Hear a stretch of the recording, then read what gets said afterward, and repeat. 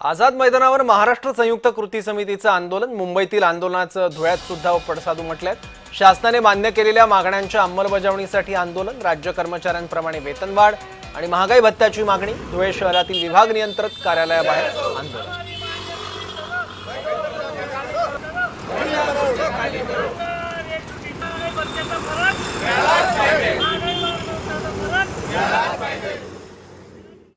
त्याला पाठिंबा म्हणून आज आम्ही इथे निषेध आंदोलन केलेलं आहे।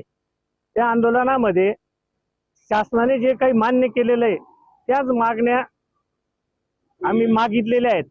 सगळ्या आपण जर मीडियावर सगळं पाहिलं तर सगळी महामंडळे सगळ्यांकडनं दिवाळीचा बोनस म्हणा, पगारवाढ म्हणा, सगळं देण्याचं चालू आहे। मात्र एसटी कर्मचाऱ्यांना शासनाने जे जाहीर केलेलं आहे ते आजपर्यंत दिलेलं नाही आणि त्या मागणीसाठी आम्ही आज धरणे आंदोलनाला पाठिंबा दिलेला आहे।